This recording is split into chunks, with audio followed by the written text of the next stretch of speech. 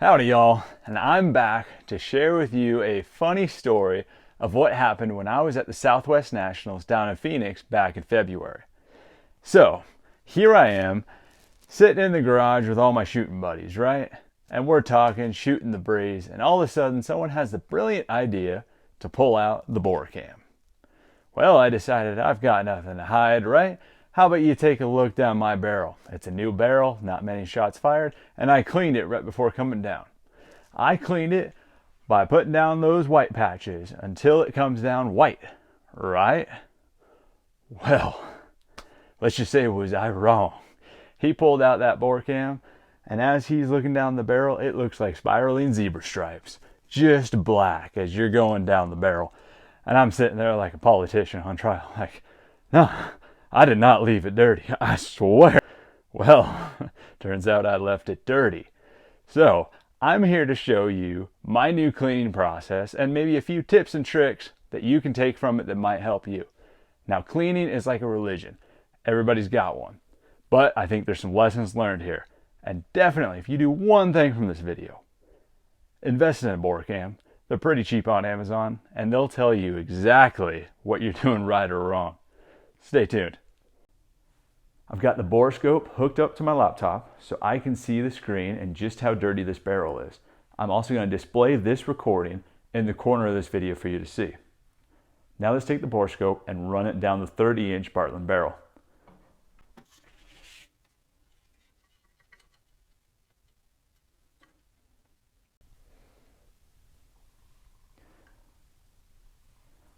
All right, so now we are to the start of the grooves. You can always take a look closer to the end of the action if you want as well to see any carbon ring buildup. But we're going to start here at the grooves and see how it looks. So initially, I'm already seeing some copper buildup. Let's slide this thing down the length of the barrel, and now we're seeing more powder residue. Starting to look like I've got pinstripes, and there's still some copper. So let's push it down towards the middle of the barrel. And you can see still a lot of powder residue and some copper. So I'm going to have a lot of scrubbing to do to clean this guy up and get it ready to shoot again. So now we're about midway through the barrel, and we're going to make our way all the way to the end and see just how far this powder buildup goes. And already I'm getting a little disheartened by how far this buildup is going.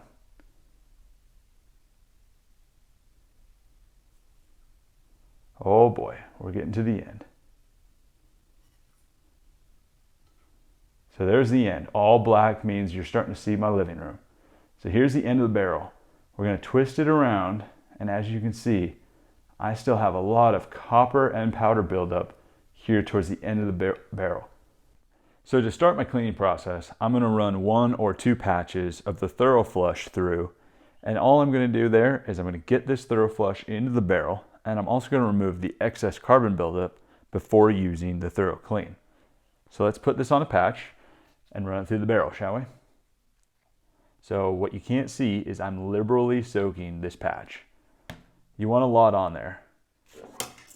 Not enough to, flood your whole barrel, but enough that you're going to get all that carbon out. And we're just going to push it through. Nice and easy, not too fast.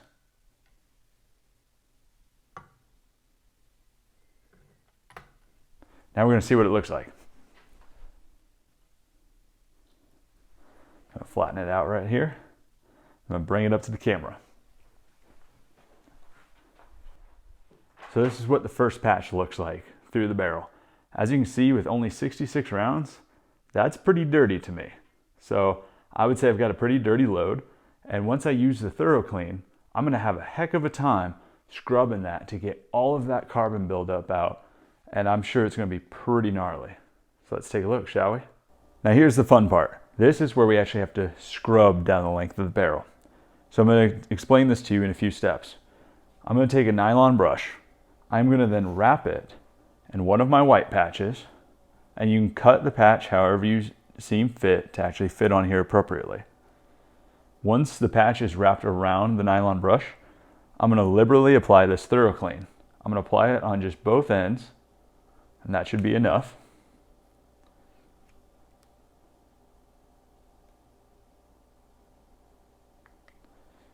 Okay, now I'm going to put it on my rod here.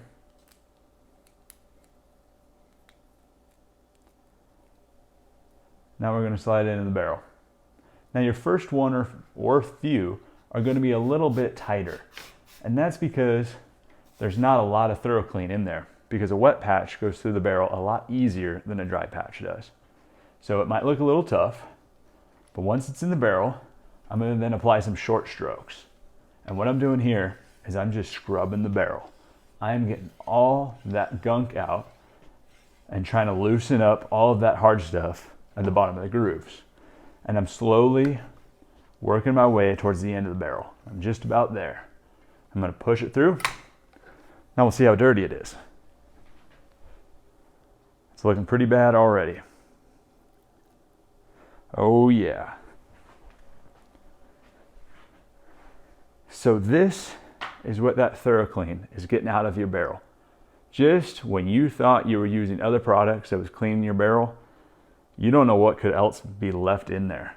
This stuff gets out all of it, including the copper. You can't even see any copper right here on the patch because it's just all powder residue. But as soon as I apply several more strokes through, I should start to be able to see the discolorization from the copper getting onto the patch.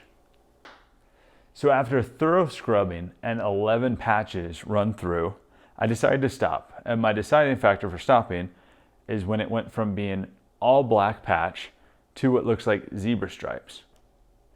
Why I decided to stop at the zebra stripes is for one reason. And that is because when the patch is on the nylon brush, I'm worried that maybe some of the grime is soaking through the patch from when I had used it on a previous rifle, scrubbing the grime out with just the nylon brush without the patch. So I stopped there. Then afterwards, I took the thorough flush and I ran 2 to 3 wet patches liberally soaked with the thorough flush. That gets all the loose grime out of the barrel that you kicked up during your heavy scrubbing. Then afterwards, I ran dry patches through the barrel until the dry patch comes out, still dry at the end.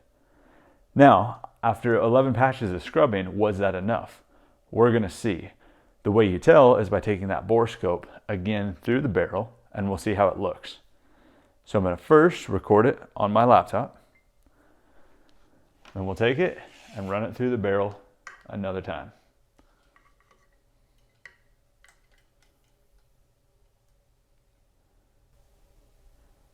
So here you can start to see the grooves, and they look pretty good at the beginning of the barrel. Now let's work our way to the middle of the barrel. So far, looking pretty nice and clean. We're going to turn it around. See, it looks really shiny. I don't see any copper or powder fouling. I'm going to run it through.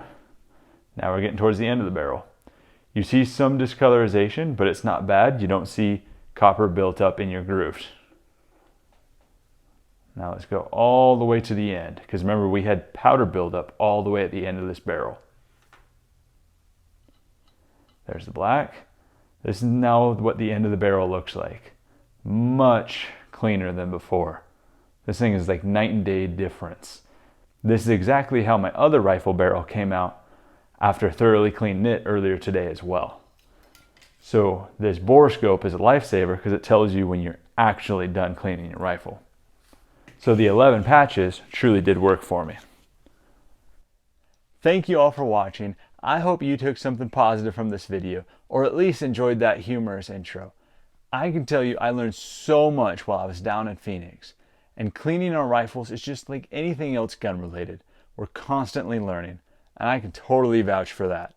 So thank you all again for watching this video, and while you're here, don't forget to take a look at this .30 caliber bullet review.